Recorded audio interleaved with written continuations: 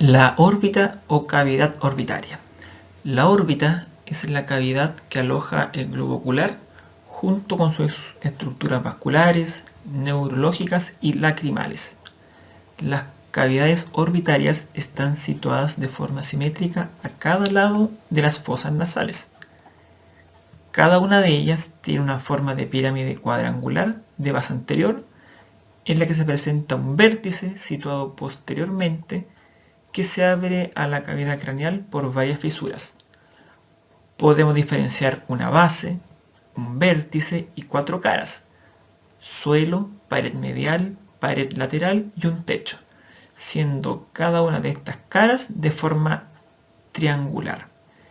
En cuanto a las paredes, están formadas por la disposición de 7 huesos del cráneo, que son el esfenoides, el hueso frontal, el cigomático, el maxilar, el lacrimal, el etmoides y el palatino. La órbita es la cavidad que aloja el globo ocular junto con estructuras vasculares, neurológicas y lacrimales. Las cavidades orbitarias están situadas de forma simétrica a cada lado de las fosas nasales. Cada una de ellas tiene una forma de pirámide cuadrangular de base anterior, en la que se presenta un vértice situado posteriormente que se abre la cavidad craneal por varias fisuras. Por tanto, su forma de pirámide es una pirámide cuadrangular con un eje oblicuo de adelante a atrás y de afuera hacia adentro. Su profundidad oscila entre individuos desde los 42 a 50 milímetros. Su anchura en la base en promedio de 40 milímetros y su altura de unos 35 milímetros.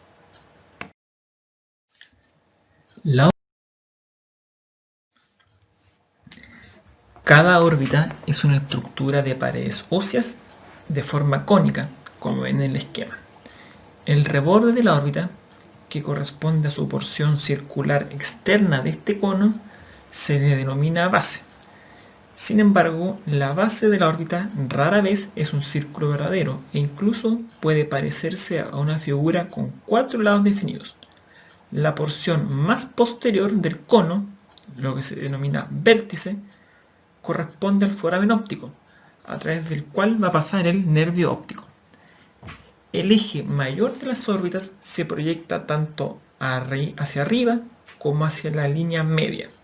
Si colocáramos la cabeza en una posición frontal o lateral erecta, con la línea órbito-meatal ajustada paralela al piso, cada órbita se proyectaría hacia arriba y superiormente en un ángulo de 30 grados y hacia el plano medio sagital en un ángulo de 37 grados. Estos dos ángulos son muy importantes porque lo vamos a utilizar durante el posicionamiento radiográfico de los forámenes ópticos. Recordar que cada foramen óptico se localiza en el vértice de su órbita respectiva. Para tomar una radiografía de cualquiera de los forámenes ópticos es necesario extender el mentón del paciente 30 grados y rotar la cabeza 37 grados. Entonces se proyectará el rayo central a través de la base a lo largo del eje mayor de la órbita de forma cónica.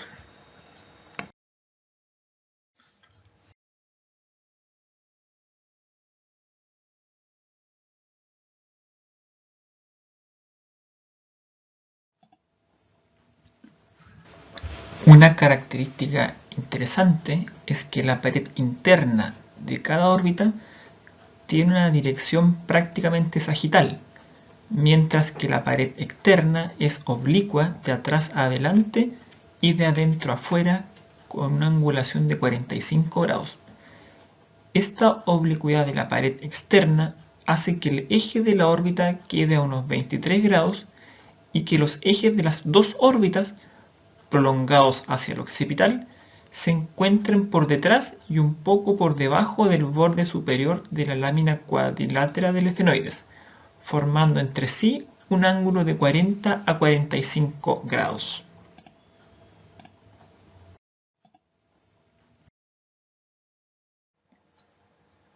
Anatomía general de la órbita. El reborde orbitario va a estar formado por la lámina orbitaria del hueso frontal, el hueso maxilar y el hueso cigomático.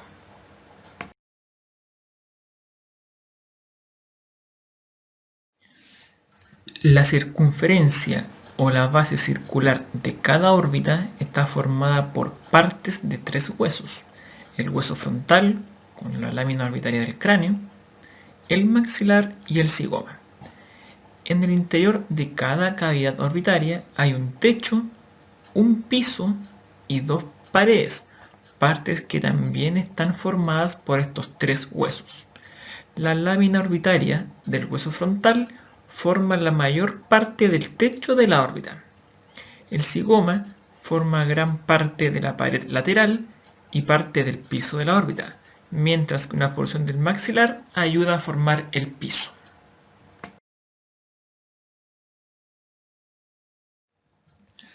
Acá podemos ver la circunferencia de la órbita con su pared lateral, su piso, su pared medial y su techo.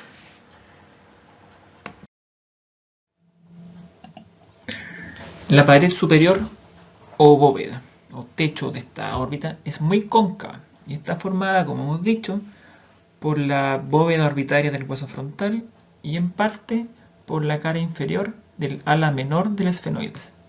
Esta bóveda orbitaria, y en la parte medial encontramos la fosita troclear para la inserción de la polea de reflexión del músculo oblicuo superior del ojo, y en la parte lateral se sitúa la fosa para la glándula lacrimal.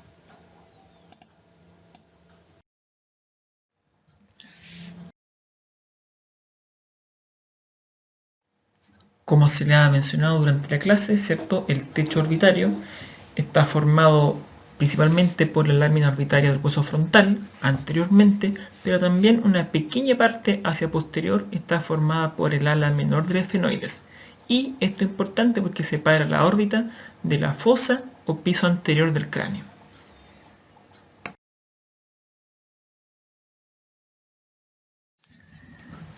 Acá se muestra más detallado el piso de la órbita o pared inferior o suelo de esta. Va a estar formado, ¿cierto? Dijimos, por la apófisis orbitaria del hueso maxilar y por el hueso cigomático, y va a separar la órbita de la cavidad del seno maxilar.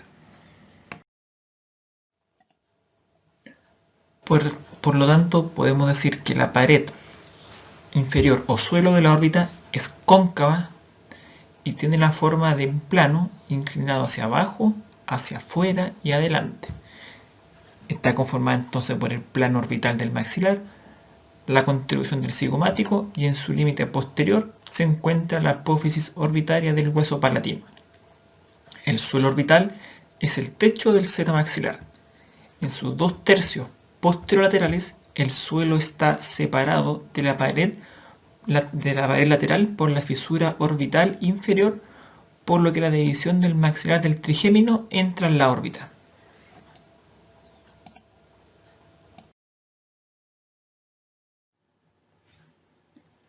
Pared externa o lateral. Es plana y triangular. La pared externa está constituida por la apófisis frontal, ¿cierto?, del hueso cigomático en su parte más anterior y por el ala mayor del esfenoides en su parte más posterior.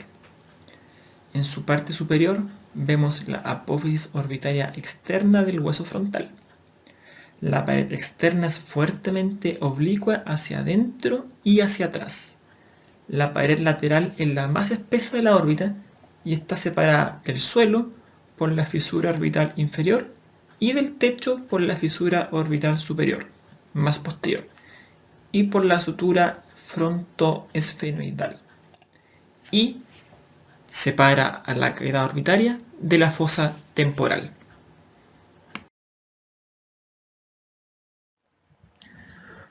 Parte de la pared medial de la órbita está formada por el delgado hueso lagrimal. El esfenoides y el etmoides forman la mayor parte de la órbita posterior, mientras que solo un pequeño trozo del hueso palatino conforma la porción posterior muy interna del piso de cada órbita. La pared interna de la órbita es plana y paralela al plano medio. Es muy delgada y formada en su mayor parte por la lámina papirácea u orbitaria del hueso del etmoides, que se articula anteriormente con el lacrimal y este último por la apófisis montante del hueso del maxilar superior. La lámina papirácea es el límite de los senos o celdas etmoidales. Entre el maxilar y el lacrimal encontramos el conducto lacrimonasal. En la zona posterior, la lámina papirácea del etmoides se articula con una pequeña porción del cuerpo del esfenoides. La pared medial contacta con el techo de la órbita en la sutura frontoetmoidal y contacta con el suelo de la sutura maxiloetmoidal, y por tanto va a separar la órbita de las fosas nasales. Pasos y canales de la cavidad orbitaria. Son básicamente 9 y aseguran la comunicación con las fosas nasales, la parte media de la base del cráneo y la fosa pterigopalatina. Entre estos pasos destacan 3 agujeros o orificios en su porción posterior. El primero es el foramen óptico, que es un pequeño agujero en el hueso esfenoides, localizado posteriormente al vértice de la órbita con forma de cono. La fisura orbitaria superior es una hendidura u orificio entre las alas mayor y menor del esfenoides, ubicadas por fuera del foramen óptico. El tercer orificio de importancia es la fisura orbitaria inferior, localizada entre el maxilar, el hueso cigomático y el ala mayor del esfenoides. Estas 3 van a ser bien explicados más adelante. Pero también la órbita presenta además 2 conductos etmoidales, un conducto nasal para el canal lacrimal, una escotadura supraorbitaria, un conducto suborbitario y un conducto malar para el nervio maxilar superior.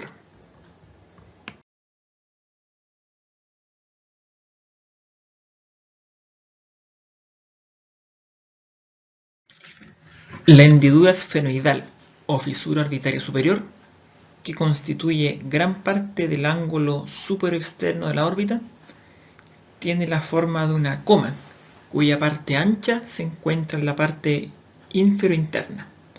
Está situada entre el ala mayor y el ala menor del esfenoides y deja paso a los 3 nervios motores del globo ocular, que son el nervio oculomotor común, el 3, el nervio troquear, el 4, y el nervio oculomotor externo, 6 o abducen.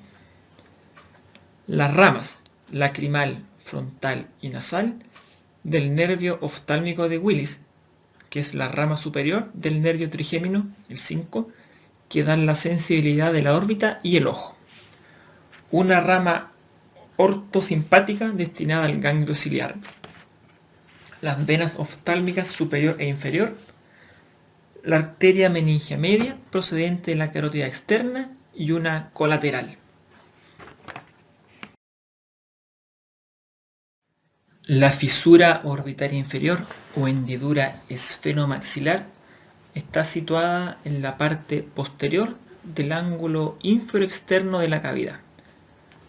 Pasan por ella 2 ramas del nervio maxilar superior, rama media del trigémino, del 5, y del ganglio de Meckel, permitiendo a las fibras parasimpáticas llegar a la glándula lacrimal, al párpado, al músculo de Müller y a los senos etmoidal y frontal.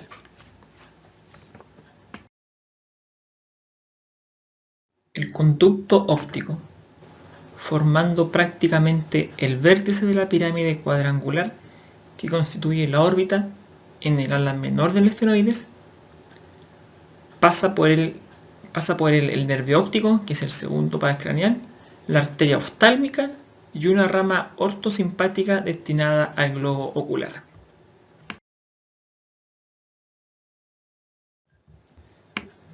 Entonces, para que quede claro de los orificios de la órbita, aquí hay un esquema. El punto A sería el foramen óptico. El punto B es el puntal esfenoideo. El punto C es la fisura orbitaria superior y el punto D es la fisura orbitaria inferior.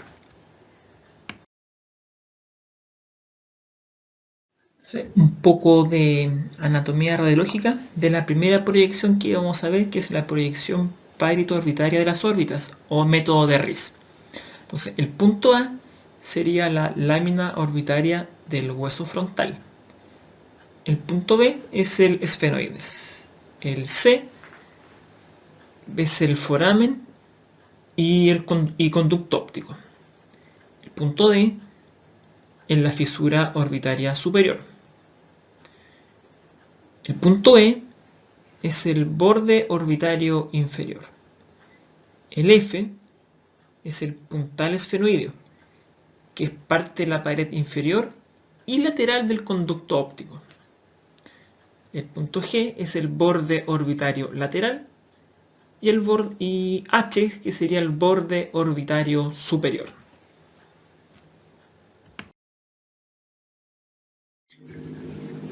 ¿Por qué se debe angular el plano sagital? El plano sagital se angula 37 grados para compensar el ángulo en el cual se encuentra el agujero óptico dentro de la órbita, el cual está en dirección medial y cefálica con respecto al borde anterior de la órbita.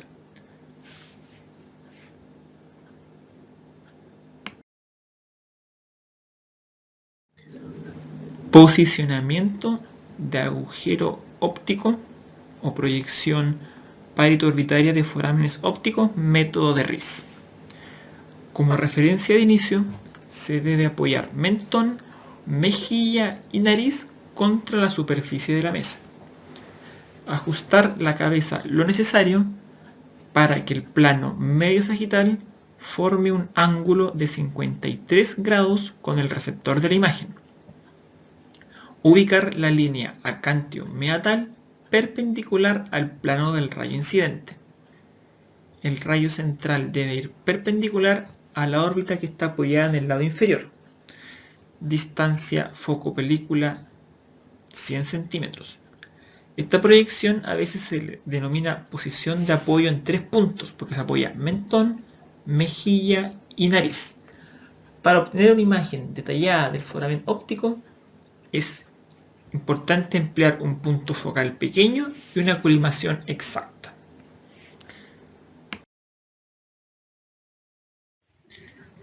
Se deben tomar radiografías comparativas del agujero óptico. Si uno visualizara, por ejemplo, un incremento concéntrico del diámetro del agujero óptico, uno puede pensar que eso puede ser por un glioma del nervio óptico. El foramen no debe tener más de 1 milímetro de asimetría de uno del otro.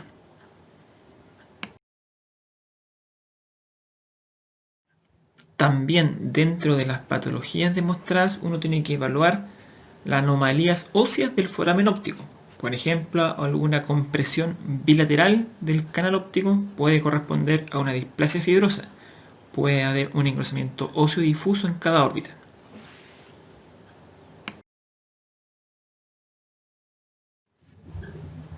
El posicionamiento exacto va a proyectar el agujero óptico en el cuadrante ínfero externo de la órbita.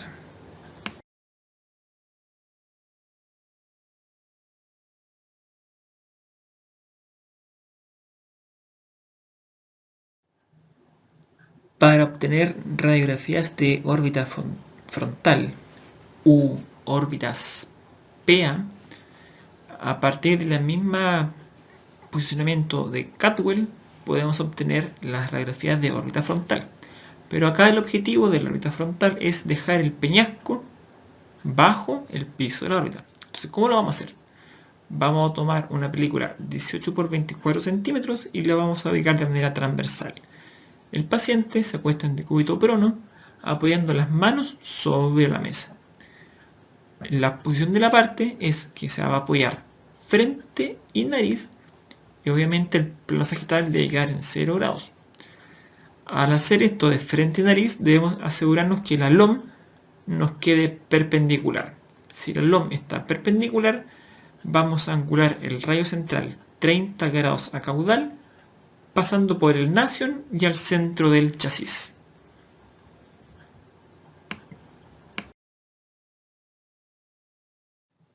Acá en esta diapositiva se deja de manifiesto lo que se decía en la anterior. Entonces se posiciona muy similar a un catwell, pero ahora el rayo central va a ir dirigido 30 grados a caudal con respecto a una LOM perpendicular, y el peñasco tiene que quedar bajo el piso de las órbitas, lo que está ahí marcado con las flechas blancas en la imagen de la derecha.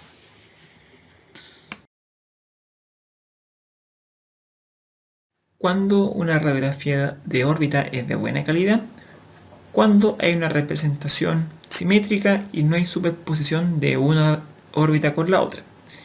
Y lo que más interesa evaluar es el piso de la órbita, en nuestro punto de interés. Por lo tanto, una angulación correcta nos va a proyectar las crestas petrosas por debajo de los márgenes inferiores de las órbitas.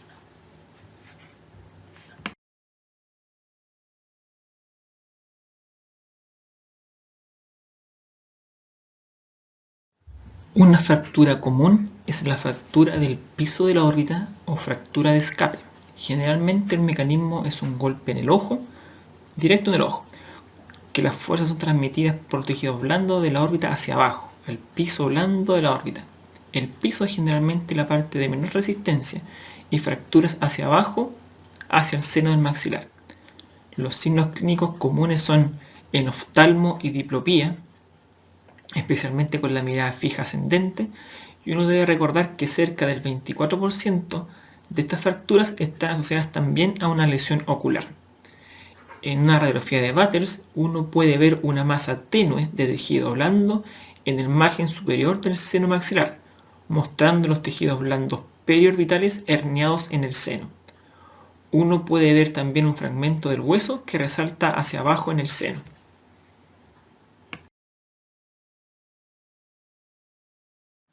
La TC, por supuesto, muestra mucho mejor estas fracturas y masas de tejido blando.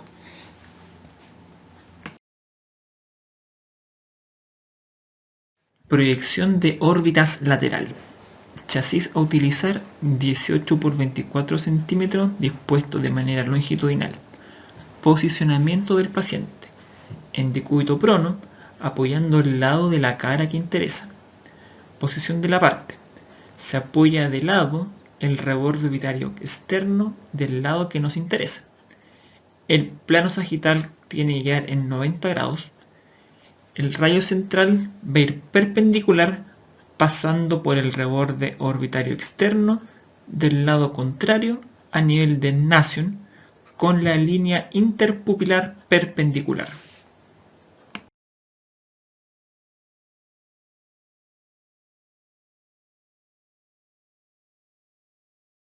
Estudio de test orbitario. Se comienza con la proyección PA y lateral mirando hacia el frente. Si ahí uno al tomar esa radiografía ve que hay un cuerpo extraño, se toma lo que se conoce como la serie ocular de 4 proyecciones. La primera es mirando hacia arriba, hacia abajo, hacia la derecha y hacia la izquierda sin que el paciente mueva la cabeza. O sea, solo tienen que hacer movimiento ocular. Se utiliza una película 18 por 24 centímetros dispuesto de manera longitudinal. Y se toma igual que las órbitas frontales. El rayo central va 30 grados a caudal, pasando por la órbita y al centro del chasis.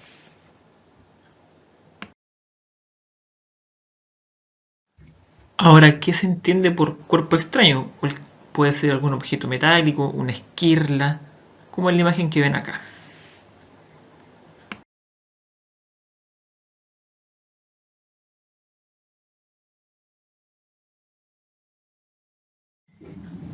Aquí ven el esquema representativo de las 4 exposiciones que uno debe realizar una vez que uno comprueba de que hay un objeto extraño, un perdigón, una esquirla metálica.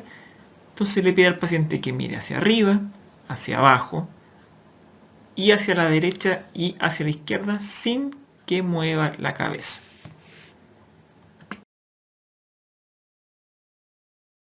Vamos a comentar un poco sobre las fracturas faciales. La leyenda dice que Lefort tiraba cráneos desde la azotea de una taberna francesa y analizaba los patrones de fracturas que de esto resultaban.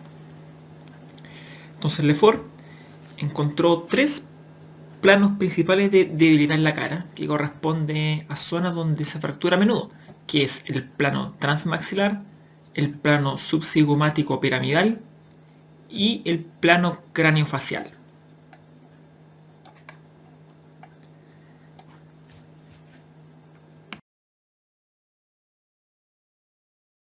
Fractura Lefort 1 o transversal del maxilar superior.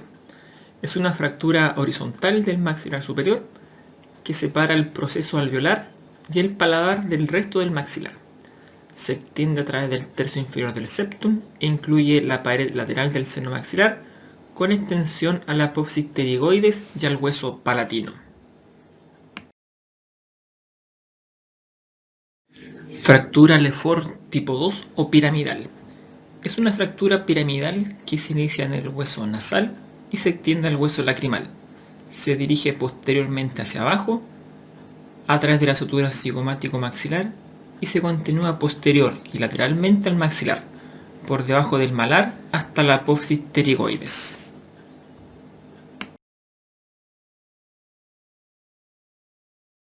Fractura de Lefort tipo 3. Es la más severa de las clásicas y complejas fracturas de Lefort. Esto es obvio si es un sistema que se clasifica en 3 partes. En este caso, el gran fragmento flotante inestable es virtualmente la cara entera. Esta fractura también se refiere como disociación craneofacial. Esta es una fractura muy severa y se asocia a menudo a lesiones importantes en muchas de las estructuras de tejido blando a lo largo de las líneas de la fractura. Generalmente una fuerza considerable es necesaria para producir esta lesión y es infrecuente como lesión aislada. También puede ocurrir en asociación con lesiones severas del cráneo y del cerebro.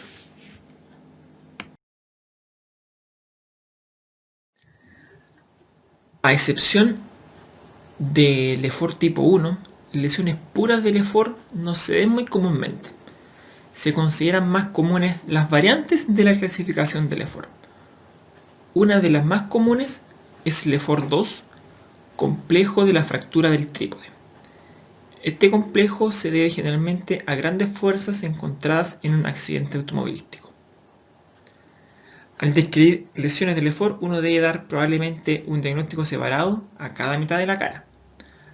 O patrones más complejos como por ejemplo Lefort 2-3 o un complejo de Lefort 3-2 trípode. Ahora, las dos características más comunes a todas las fracturas de Lefort es que son, por tanto, bilaterales y que comprometen a la apófisis pterigoides.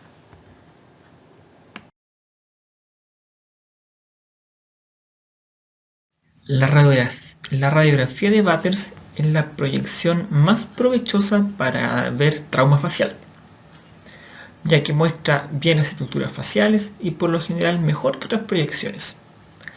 Hay varias reglas que uno tiene que seguir. Primero hay que mirar siempre las órbitas cuidadosamente, ya que entre el 60 al 70% de todas las fracturas faciales implican de una u otra manera las órbitas. Excepciones pueden ser fractura del hueso nasal, alguna fractura localizada del arco cigomático y fractura de tipo Lefort 1.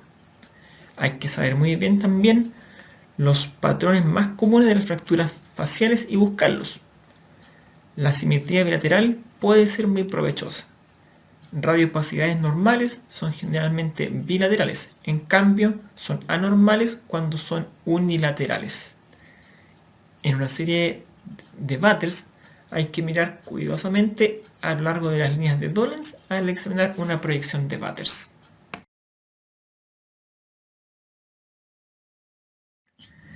Las líneas de Dolan y los elefantes de Lee Rogers. ¿Cuáles son las líneas de Dolan? En la cara son 3 los contornos anatómicos que se ven mejor en la proyección de Batters. Como pueden ver en la imagen, las 3 líneas de Dolan recorren a lo largo de alguna estructura importante de la cara. Lee Rogers precisó que las líneas 2 y 3 forman juntas el perfil de un elefante.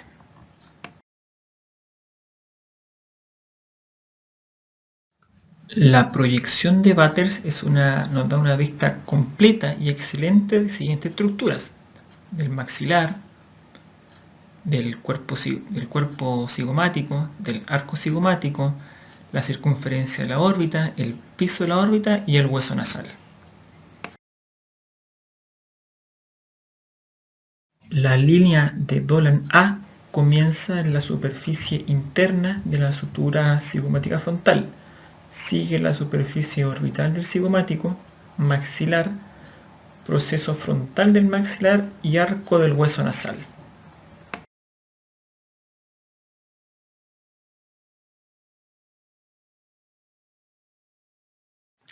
Si se dibuja a ambos lados de esta línea, es similar a un medio marco de una gafa.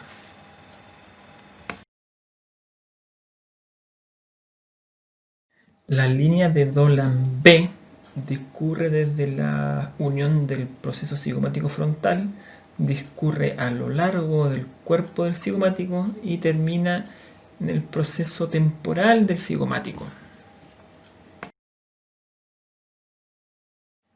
La línea de Dolan C comienza en el margen lateral e inferior del seno maxilar y se extiende a lo largo de la pared lateral del seno maxilar hasta la superficie inferior del arco cigomático y termina en la fosa glenoidea.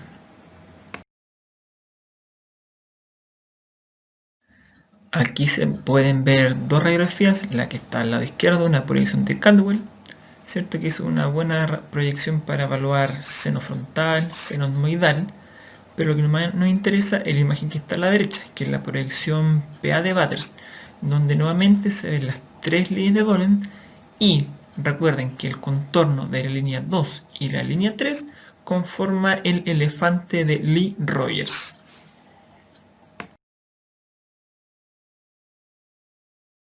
La proyección de Caldwell es una excelente vista, especialmente del borde superomedial de la órbita. No nos sirve para evaluar piso de la órbita, ya que el peñasco nos va a quedar sobre el piso de esta.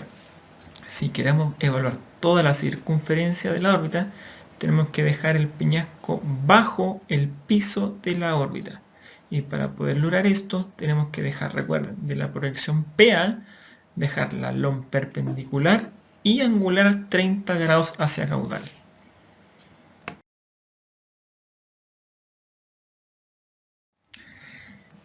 En una buena proyección de órbitas, que no es el caso de esta imagen, nosotros deberíamos seguir todo el borde de la órbita, desde su borde superior, lateral, inferior y medial y sus respectivas paredes. Ahora, como pequeña mnemotecnia, la densidad de los senos etmoidales debe ser igual, más oscura que de la órbita, y las paredes orbitales deben estar lisas y no ininterrumpidas. Si no hubiera una pequeña interrupción de alguna pared de la órbita, debemos sospechar en alguna fractura. La vista lateral de cara, en este caso también la vista lateral de órbita, es una placa excelente porque nos da mucha información. Por ejemplo, podemos ver el seno frontal con su pared anterior, podemos ver el seno maxilar con su pared anterior y posterior, podemos ver el seno esfenoidal, podemos ver también el borde lateral de la órbita, podemos ver también el piso de la fosa craneal anterior, el paladar duro,